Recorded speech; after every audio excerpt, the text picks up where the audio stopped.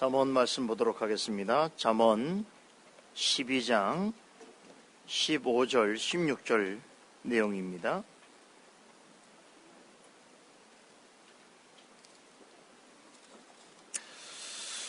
잠언 12장 15절, 16절 함께 한 목소리 읽겠습니다. 미련한 자는 자기 행위를 바른 줄로 여기나 지혜로운 자는 권고를 듣느니라. 미련한 자는 분노를 당장에 나타내거니와 슬기로운 자는 수욕을 참느니라. 계속해서 잠언 12장 내용을 살펴보겠습니다. 지금까지 잠언 12장을 통해서 우리가 배운 내용을 한 문장으로 요약하면 이렇습니다. 훈계와 징계라는 것이 우리 본성적으로는 좀 거북할 때가 있고 불편하게 들릴 수가 있습니다. 그럼에도 하나님의 말씀이라면 귀담아 듣고 순종하는 것, 이것이 참 지혜다라는 것입니다. 하나님의 말씀을 듣다 보면 우리의 생각과 차이가 나고 때로는 우리 자신의 죄인됨과 허물을 들춰내기도 합니다. 또 어떤 경우에는 하나님의 말씀을 들으면서 나의 부끄러움과 수치감을 깨닫기도 합니다. 그러나 그렇다고 해서 하나님의 말씀을 거절하거나 피해서는 안 되고, 그렇기 때문에 하나님의 말씀에 더욱더 귀를 기울이고 그 말씀을 따라 정직하게 행하려 해야 하는 것입니다. 그것이야말로 영적으로 가장 실속 있는 일이다. 결국에는 하나님께서 약속하신 구원과 영생을 맛보아 누릴 수 있는 가장 좋은 방법인 것입니다. 그러기에 하나님의 말씀을 듣기를 좋아하고 들은 말씀대로 살고자 하는 것은 잠언 16장의 가르침을 통하여 볼 때는 하나님께서 기뻐하시는 지혜이고, 하나님을 경외하는 사람이 살아가는 지혜로운 삶인 것입니다. 이것이 잠언 12장이 계속 반복해서 우리에게 교훈하고 있는 중심 교훈입니다. 새로운 단락이 시작되는 15절, 본문 15절에 보면 다시금 이 교훈을 좀 다른 어조로 강조하고 있습니다. 이 15절에 보니까 하나님이 보시기에 어떤 사람이 지혜롭고 어떤 사람이 어리석다고 합니까? 지혜로운 사람은 하나님이 전하시는 권고, 즉 충고를 귀담아 듣는 사람입니다. 반면에 미련한 사람은 자기가 옳다고 생각하는 사람입니다. 지난번 우리 9절에 보니까 하반절에서 그 어리석은 사람의 예로 자신은 가진 것도 없고 영적으로 대단히 결핍된 상태에 있으면서도 스스로 자신을 굉장히 높은 줄로 착각을 하고 그렇게 드러내려고 하는 주인이 있다고 했지요. 바로 이 사람이 후자에 해당되지요. 자신 스스로가 마치 자신의 인생의 주인이라고 생각해서 하나님의 개입을 반대하는 것입니다. 싫어하는 것입니다. 하나님의 말씀을 듣는 것을 좋아하지 않습니다. 이런 사람들 있죠. 자기의 자존감이 높고 자신이 옳다고 생각하기 때문에 누구의 말을 잘 들으려고 하지 않는데 영적으로도 그런 사람이 있다는 거예요.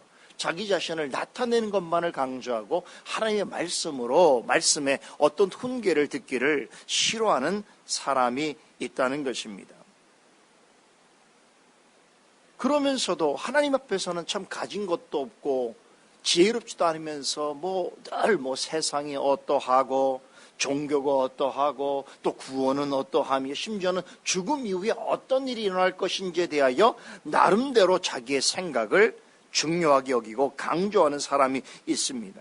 이런 사람들은 세상에서 일어나는 모든 일들을 자기 중심적인 시각에서 바라봅니다. 참 보면 별 볼 일 없는 인생임에도 자신이 뭔가 특별한 사람인 것처럼 그렇게 허세를 부립니다. 요즘 우리 한국 분들 중에 참 명품을 좋아하는 분들이 많아요. 이해는 합니다. 그러나 아무리 명품으로 자신을 드러낸다고 해서 그 사람의 속 사람이 꼭 그 명품 같지는 않은 것 아닙니까? 오히려 그것으로 자신의 부끄러움을 감추려고 하는 것이겠지요. 영적으로 그런 사람이 있다는 거예요. 뭐 무슨 주제만 나오면 대단히 뭐 알고 있는 것처럼 세상의 모든 이치와 만물의 이치를 다 알고 있는 것처럼 그렇게 주접을 떨지만 어떻습니까? 실제로는 영적으로 굉장히 피폐하고 가진 것도 없고 알지도 못하는 사람인 것이죠.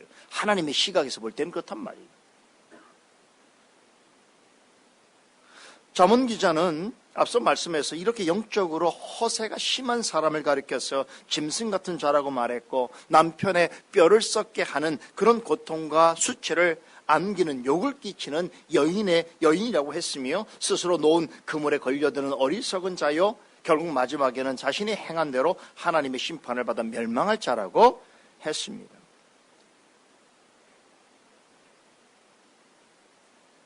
세상에는요, 이렇게 자신의 생각에는 자신이 대단히 지혜로운 것처럼, 자신은 대단히 성공적인 것처럼 그렇게 생각하고 살고 있지만, 실제로 하나님 보실 때는 대단히 어리석고 허세뿐인 인생이 많습니다. 하나님의 말씀에 귀를 기울이지 않고 마음에 하나님이 없다고 하고 하나님보다 자신이 더 지혜롭다고 생각하는 모든 사람은 근원적으로 이와 같은 부류에 속해 있습니다. 아마 여러분 주변에도 그런 사람들이 꽤 있을 거예요. 이런 사람일수록 오히려 하나님의 훈계와 징계의 말씀을 더 들어야 하는데 어떻습니까? 자기 위에 아무도 없어요. 자기 위에 계시는 그 하나님이 높으시고 거룩하다는 사실에 대하여 그들은 인정하지 않습니다. 세상의 모든 일들이 하나님의 주권과 섭리에 따라서 이루어진다는 사실을 부정합니다. 그렇죠? 자신의 인생이라도 자기의 계획대로 생각대로 되지 않는 일이 있다는 것을 알고 그 걸음을 인도하시는 이는 오직 여호와 하나님이신 것을 깨달아야 되는데, 그것이 영적인 지혜이고 영원히 살 길인데, 이와 관련해서 성경은 무수히 많은 가르침을 전하고 있습니다. 우리 잠언서만 보더라도 이런 어리석고 교만한 인생이 귀담아 들어야 할 그런 교훈들이 얼마나 많이 나옵니까? 그럼에도 끝까지 하나님의 말씀을 듣지 않고 거부한다면 이 세상에서 어떤 모양으로 어떤 처지로 살아가든 간에 마지막 날에 돌이킬 수 없는 무서운 심판을 받을 것이다. 이것이 하나님 편에서의 공정이고 공인 것입니다.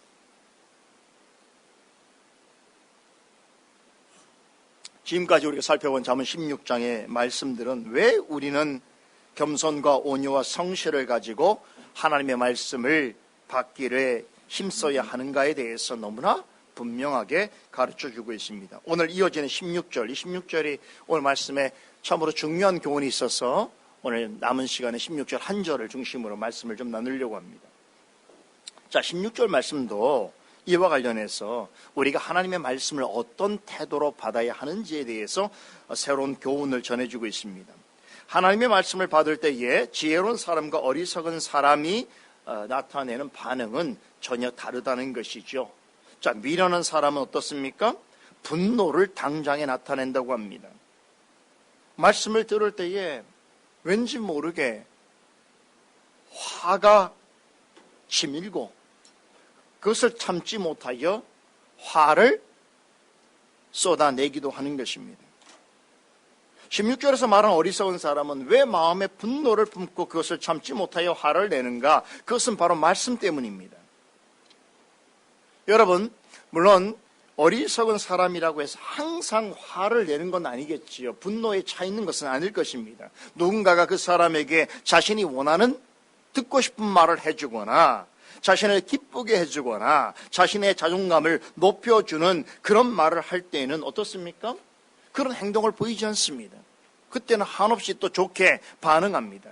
그러다가도 어떤 경우에 분노합니까? 자신의 잘못을 지적받을 때,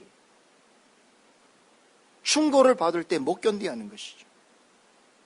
하나님의 말씀이라도 자신의 자존심을 건드리고 자신의 수치스러움을 드러내려고 할 때는 대단히 기분 상해합니다.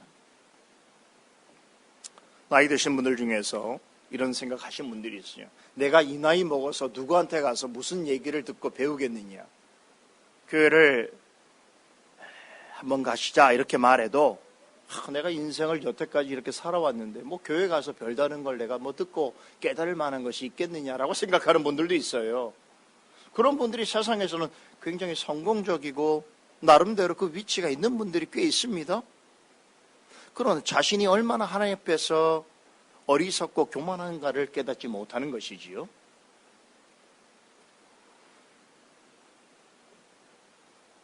자원 기자는 이렇게 하나님의 말씀을 들을 때에 마음의 분노의 감정을 갖게 되는 것은 하나님 앞에서 어리석은 사람들이 가지고 있는 정서적인 특징으로서 묘사해 주고 있습니다. 말씀을 받을 때에 특별히 그 말씀에 훈계와 징계가 있을 때에 그것이 마치 자신의 자존심을 상하게 하고 심지어 자신을 공격하는 것이라고 생각하기 때문에 분노를 참지 못하는 것입니다. 사람이 저마다 분노하는 이유는 다릅니다. 그러나 분노라고 하는 감정 밑바닥에는 이런 생각이 따리를 틀고 있습니다. 자신이 옳다는 것이지요. 남들보다 자신이 낫다는 것이고 자신은 존중받아 마땅해야 된다라고 하는 자기중심적인 사고가 자리 잡혀 있습니다. 또한 자기의 인생에 있어서 누군가가 이래라 저래라 간섭하는 것 싫다는 것입니다. 사람뿐만 아니라 하나님이라고 할지라도 내 인생에 간섭하는 거 싫다는 것이. 대체로 분노를 잘 조절하지 못하는 사람들이 있는데 이런 사람일수록 사람에 대한 인정 욕구가 강합니다. 남한테 인정받고 싶은데 인정받지 못하면 화가 나는 것이. 인정받으려고 애를 썼는데 그것을 남이 알아주지 않으면 참지 못하고 쏟아내는 것입니다.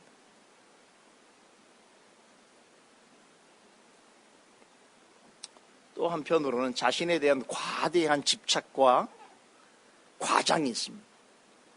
자기를 드러내고 싶어 하는데 그걸 인정해 주지 않고 그걸 알아주지 않으면 화가 나는 것이. 우리 가끔 부부간에도 그럴 수 있잖아요. 뭐 분노 조절 장애까지는 아닙니다만 그죠? 배우자가 자신에 대해서 애써 뭐 한 것을 인정해 주지 않으면 어떻습니까? 화가 나는 거예요. 입이 대발 나와 있잖아요. 왜 그러냐 물으면 또 그 말하기에도 민망한 거죠. 좀 쪼잔스러운 거죠. 밥 안 먹고 그냥 집을 나가버리거나 밥 안 차려주거나 뭐 이러지 않습니까? 며칠 동안 또 서로 대화도 하지 않는단 말이죠. 왜냐하면 인정욕구 때문에. 그 인정욕구를 해소하는 방법이 뭐냐면 분노인 거예요.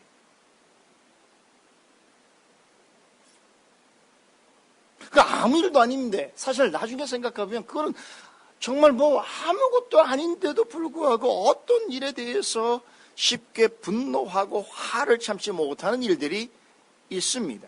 그런데 잘 들어보세요. 야고보서 1장 20절에 보면 이러한 분노는 하나님의 의를 이루지 못한다라고 말씀합니다. 여러분 잘 기억하세요. 분노는 결코 하나님의 의를 이루지 못합니다. 그래서 에베소서 4장 26절에 보면 뭐라고 그럽니까? 분을 내어도 죄를 짓지 않도록 해야 하며 해가 지도록 분을 품지 말라라고 교훈하는 것입니다. 사람이 분을 품지 않을 수 없는 것이지요.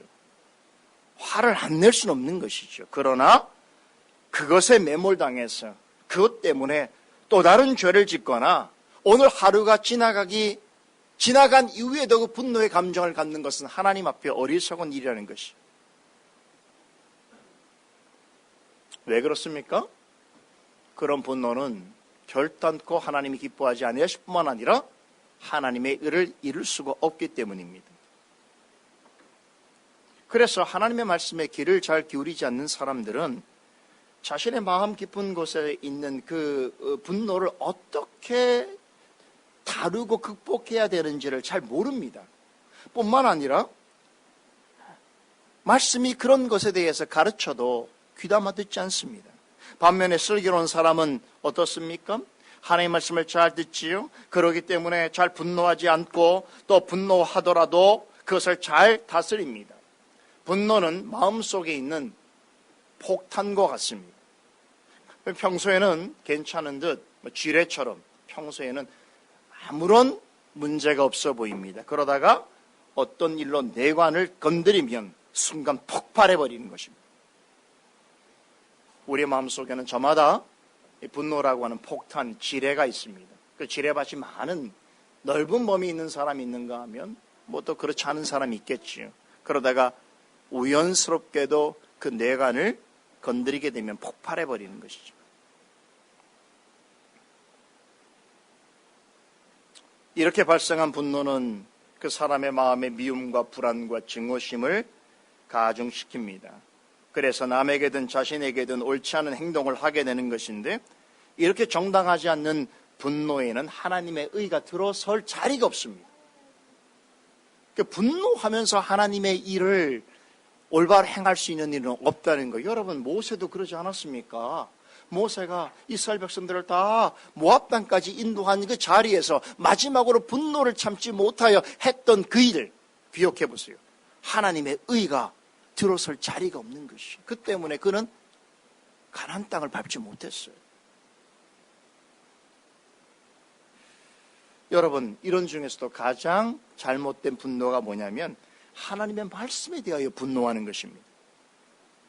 자신의 어리석음과 교만을 숨기고 자신의 자존감과 자존심을 지키려 하다가 더 중요한 것을 잃어버릴 수 있습니다. 자신의 영혼을 잃어버릴 수 있는, 영혼의 생명을 잃을 수 있는 것입니다.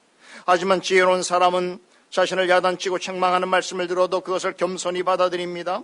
자신의 감정에 치우치기보다는 하나님의 은혜에 의존하여 그런 말씀을 들을수록 더욱더 어떡합니까? 자신을 낮추고 겸손해집니다. 잠언 기자는 이런 성도를 수욕을 잘 참는 지혜로운 자라고 말합니다. 지혜는요, 남 앞에 꼭 드러내고 인정받아야 되는 것이 아니라 여러분, 잘 참고 절제하는 것이 지혜인 것입니다. 그런 능력을 가지고 있는 것이 지혜인 것이죠. 그런 과정에 이르는 것이 지혜인 것입니다. 성경에는 이런 지혜로운 사람에 관한 이야기가 꽤 많이 소개되어 있는데, 그 중에서도 오늘 여러분들에게 소개할 인물이 있습니다. 열왕기하 5장에 나오는 이 나아만이란 사람이죠. 당시 크게 하나님의 일을 행하던 엘리사 선지자가 만난 나아만입니다. 이 사람은 이방민족 아람 왕의 신임을 받은 군대 사령관이었습니다. 그런데 이 사람은 문둥병에 걸렸지요. 마침 그의 집에는 이스라엘에서 포로로 끌려온 어린 여종 하나가 있었는데, 문둥병이 걸린 주인 나아만을 안타깝게 여긴 나머지 그 여종이 그에게 이스라엘의 선지자 엘리사를 소개해 줍니다. 그에게서 찾아가서 그가 시키는 대로 하면 병이 나을 수 있다는 것을 전해주지요. 비록 어리고 천한 여종이었음에도 불구하고 지혜와 믿음이 뛰어난 여인이었습니다. 그래서 어찌어찌해서 나만 장군은 결국 말과 병거들과 또 거기에 많은 선물을 가지고 엘리사를 만나기 위해서 먼 곳까지 갑니다. 엘리사가 거주하는 곳에 이르러서 그를 부릅니다. 그런데 어찌된 일인지 엘리사는 그를 만나주지 않을 뿐 아니라 심부름꾼을 시켜서 이해할 수 없는 방법의 처방을 내립니다.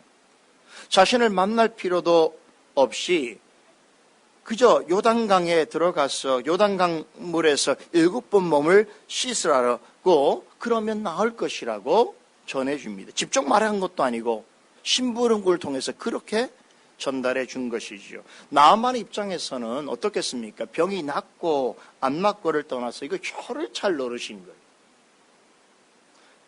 모름지기 당대 최고의 강대국 아람의 군대 장관인데 이런 나를, 여러분, 이런 푸대접을 하다니 이것은 도대체 여러분 이해할 수 없는 일이고 기분 상한 일입니다. 버선발로 뛰어나와서 자신을 맞아 주어도 봐줄까 말까 한데 만나 주기는커녕 마중도 하지 않고 종을 보내서 이래라 저래라 하다니 이 나아만 입장에서는 분노할 일이었습니다. 더군다나 병을 고칠 수 있는 방법으로 제시한 것이 이건 너무 황당한 그 자체였던 것입니다. 뭡니까? 자신도로 병고에서 내려와서 이스라엘의 그 요단강에 들어가서 또 몸을 7번이나 씻으라는 것이. 7번이나 몸에 들어갔다가 물에 들어갔다 나왔다 하라는 것입니다. 여러분, 이런 이해할 수 없는 처방이 어디 있습니까? 나아만은 속으로 어떤 생각을 했겠습니까? 야, 이 세상에 이런 교만한 사람이 어디 있는가? 이런 황당스러운 일이 어디 있는가 생각하게 되었을 것입니다. 그렇다면 여러분, 엘리사가 원래 이런 교만한 사람입니까? 타인에 대해서 이렇게 완고하게 무슨 자기 자신을 교만하게 드러낸 사람이었습니까? 전혀 그렇지 않습니다. 여러분, 엘리사는 정말 그 시대에 가장 가난한 사람들, 과부 같은 사람들, 이런 사람의 작은 요구에도 귀를 기울이는 아주 지혜롭고 겸손한 하나님의 종이었습니다. 그렇다면 도대체 엘리사는 나아만에게 왜 이런 태도를 보인 것일까요? 여기는 중요한 의미가 있습니다. 1차적으로는 그는 병을 낫기 위해서 엘리사를 찾은 것이지만 이 행동을 통하여, 이런 명을 통하여 엘리사가 그에게 요구했던 것은 무엇인가 하면 1차적으로 하나님 앞에서 그 자신을 낮추어야 한다는 것입니다. 그리고 병을 고치는 것은 자신이 아니라 하나님이시고 하나님의 은혜 역사로만이 이 문제가 해결될 수 있다는 것을 그에게 전한 것입니다. 여러분, 영적으로든 육적으로든 간에 하나님 앞에서 고침을 받으려고 한다면 어떻게 해야 된다는 것입니까? 아무리 높은 권세 자리에 있다고 하더라도 거기서 내려와야 하는 것이, 내가 고침을 받기를 원한다면 내 병거에서 내려오라는 거예요. 이게 하나님 앞에서 해야 될 첫 번째 행동이라는 것이. 하나님의 은혜를 받으러 왔다고 하면서 자고하고 교만하고 마치 세상에서 자기가 가장 높은 듯한 그런 생각을 가지고 이 자리에 앉아있거나 사람들에게 그런 높이를 받으려고 하면 이 자리에 올 필요가 없는 거예요. 병 고침을 얻을 수 없습니다.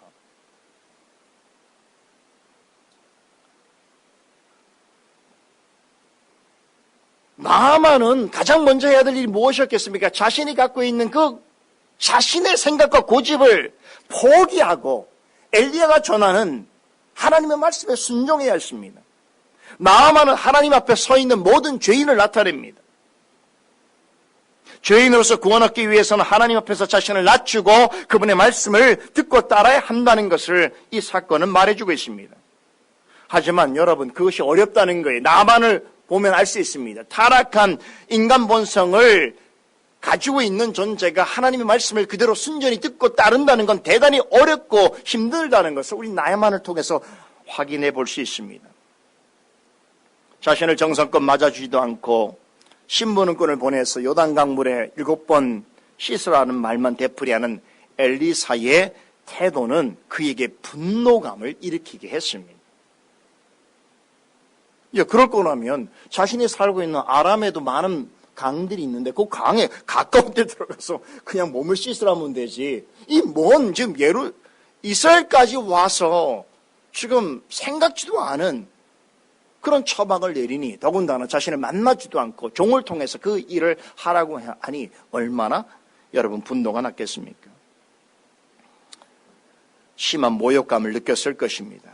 그래서 열왕기 하 5장에 보면 나만이 이런 생각을 했다는 거예요. 자신의 생각에는 엘리사가 자신에게 직접 와서 병 낫는 법을 가르쳐 줄 거라고 생각했습니다. 여러분, 자신의 생각이라는 표현이 나오거든요. 그런데 자신의 생각에는 병을 고치더라도 일반적으로 생각하는 그런 방식을 사용할 거라고 생각했는데 그와 전혀 동떨어진 방법을 제시하니 그것은 마치 자신을 우롱하는 것으로 자신의 자존감에 큰 스크래치가 난 거예요. 그러니까 분노가 날 수밖에 없었던 거예요. 엘리사가 전해준 말과 행동은 자신의 생각과 너무나 달랐던 것입니다. 이러한 나아만의 모습은 하나님 앞에서 자신의 생각을 강조하고 고집하는 죄인의 모습이 어떠한가를 잘 드러내주고 있습니다. 여러분, 죄인이라고 하더라도 자기 나름대로의 생각이 있어서 믿음에 관하여 구원에 관하여 다 자기의 생각이 있어요. 자기의 고집이 있어요. 당장 죽어가는데 내일 모레면 죽을 것 같은 사람도요. 여러분, 가보면 자기 나름대로의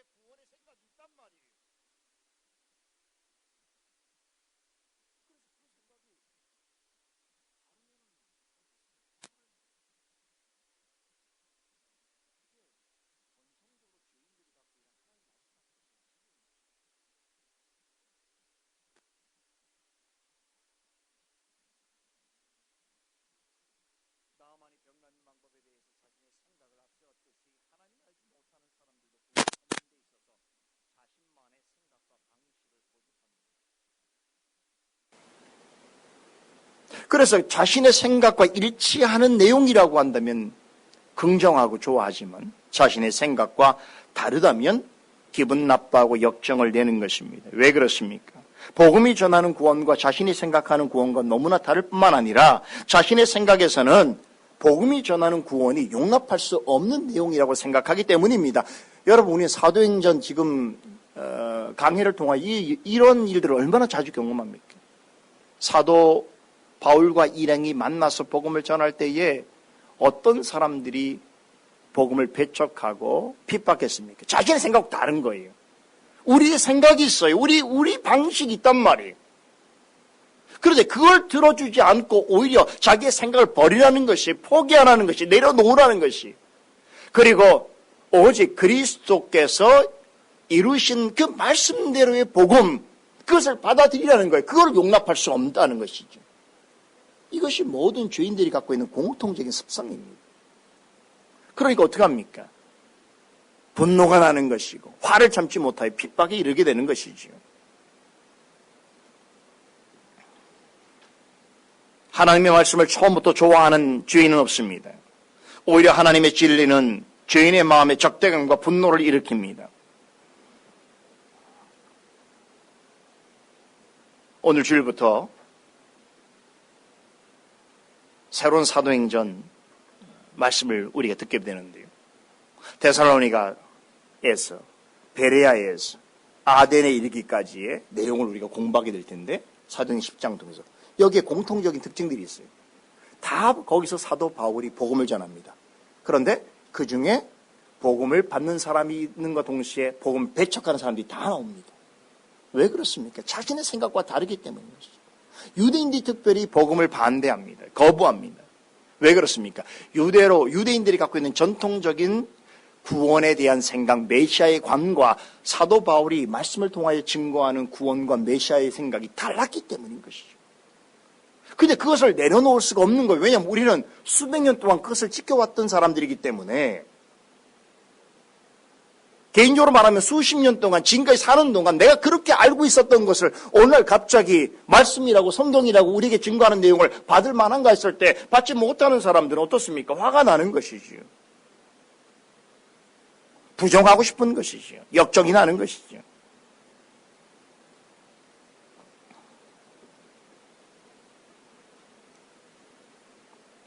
나만이 어떻게 한지 아십니까? 결국에는 엘리사가 전하는 그 하나님의 말씀을 듣고도 그것이 자신의 생각과 너무나 달랐기 때문에 분노를 하면서 자신의 집으로 다시 돌아가려고 했습니다. 그런데 놀라운 사실은 그렇게 돌아가면 돌아갈 수 있는 것인데 하나님께서는 나만 같은 죄인을 사랑하셨던 것이지요. 그를 불쌍히 여기셨어요. 그 사실 어떻게 할 수 있는 줄 아십니까? 아직 엘리사하고 만나지 대면하지도 못한 상황에서 그가 분노하면서 자기의 집으로 돌아가려고 하자 그의 주변에 있는 여러 사람들이 나만을 붙들고 설득합니다. 포로로 아람까지 끌려왔던 어린 여종으로부터 시작해서 나만을 따라 거기까지 온 종들이 다 한 마음으로 나만을 향해서 설득하기를 이번만큼은 겸손하게 자신을 낮추어서 엘리사 선지자가 전해주는 말씀대로 행하라고 그렇게 권면하고 설득합니다. 저는 이런 면에서 나만 주변에서 내 이 교만한 어리석음을 간파하고 그들에게 끝까지 하나님의 말씀을 들으라고 권면한 사람들은 어쩌면 그의 구원을 위하여 하나님께서 보내신 하나님의 종들입니다. 우리 주변에도 그런 사람들이 있는 것이죠. 내 생각과 고집으로는 도저히 하나님을 믿을 만한 자격도 없고 생각도 없이 살아가는 인생이었는데 내 주변에 하나님께서 어떤 사람들 주셔서 계속 끊임없이 나에게 도전하는 말씀을 주시는 것이고 나를 겸손케 하는 말씀을 주시는 것이, 그것을 듣는 자가 있고 듣지 않는 자가 있겠지요. 근데 다행히도 나만은 그 말을 들었어요. 자신의 생각과 의지를 꺾어버렸습니다.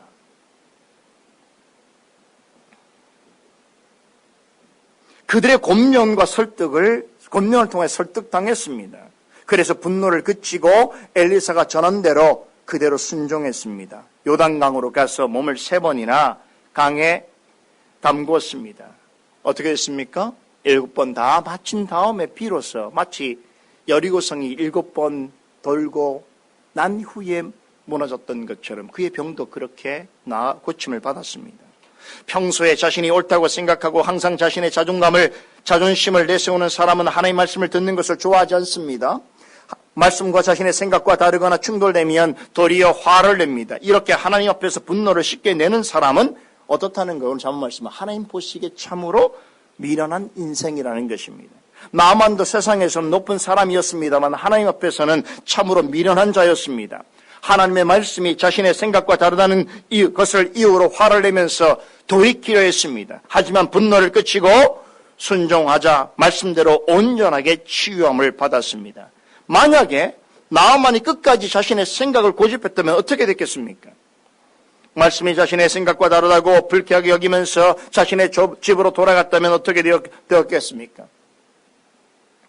여러분, 자신의 생각과 다르다고 해서 하나님의 말씀을 거부하고 하나님께로부터 등을 돌리는 것이야말로 가장 어리석은 것입니다. 하나님 앞에서 자신의 편견과 선입견을 앞세우는 것은 결국 망하는 길입니다. 하나님의 말씀이 자신의 생각과 다르다고 분노하면서 돌아선다면 결국은 어떻게 됩니까? 생명을 잃어버릴 것입니다. 영원한 심판을 면치 못할 것입니다. 이것이 나만 사건이 보여주는 굉장히 중요한 복음의 내용인 것이에요. 이보다 미련한 일이 없는 것입니다. 죄인은 본성적으로 하나님 말씀을 좋아하지 않습니다. 죄인은 하나님의 진리에 대해서 늘 적대감을 가질 수밖에 없습니다. 어떤 경우에는 나만처럼 말씀을 듣고 모욕감과 수치를 느낄 수도 있습니다. 어떤 경우에는 괜히 말씀을 들을 때에 말씀을 들으면서 이런 생각이 드는 거예요. 괜히 교회를 나왔네? 괜히 내가 이 말씀을 들어서 마음에 부담이 생기네? 자신의 생각과 다른 하나님의 말씀을 증거하는 목회자가 괜히 싫고 그런 말씀을 나에게 찾아와서 신방하는 그런 목회자가 만나기 싫은 것이죠. 피하고 싶은 것이죠. 그래서 예전에 내가 하나님을 알지 못하던 그 시간으로 돌아가고 싶은 마음을 가질 수도 있고 말씀이 자신의 자존감을 건드리고 자신의 생각이 틀렸다고 한다면 분노하면서 이전의 길로 되돌아갈 수도 있습니다. 그런데 모두가 그런 것이 아니기 때문에 감사한 거예요. 여러분과 저 같은 사람은 본성적으로는 그럴 만한 사람이었는데 하나님이 보내신 종들을 통해서 어땠습니까? 하나님 앞에 설득당해버렸단 말이에요. 그게 은혜인 거예요. 오늘 잠언 본문은 여러분 이렇게 하나님의 말씀을 듣고 자신이 옳다고 여기고 하나님께로 돌아서는 자보다 어리석은 인생이 없다는 교훈을 줍니다. 그러면 결국에는 모든 것을 잃게 될 것입니다. 당장에는 하나님의 말씀 중에 이해하기 어려운 것이 있고 그대로 용납하기 쉽지 않은 것이 있을 수 있습니다. 그리고 하나님의 말씀을 통하여 책망을 받을 때에 기분이 상할 수도 있고 내 자신의 생각을 내려놓는 것이 생각보다 어렵고 시간이 길 수도 있습니다. 하지만 잠언 기자는 말씀을 통해서 아무리 자신의 자존감이 떨어지고 모욕감을 느끼게 되는 경우가 있다고 할지라도 말씀의 귀를 기울이고 순종하는 것, 이것이 참된 지혜다.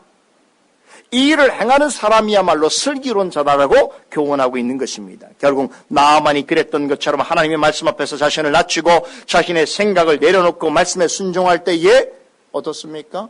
더 크고 값진 것을 얻을 수 있습니다. 구원과 영생을 맛보아 누릴 수 있는 것입니다.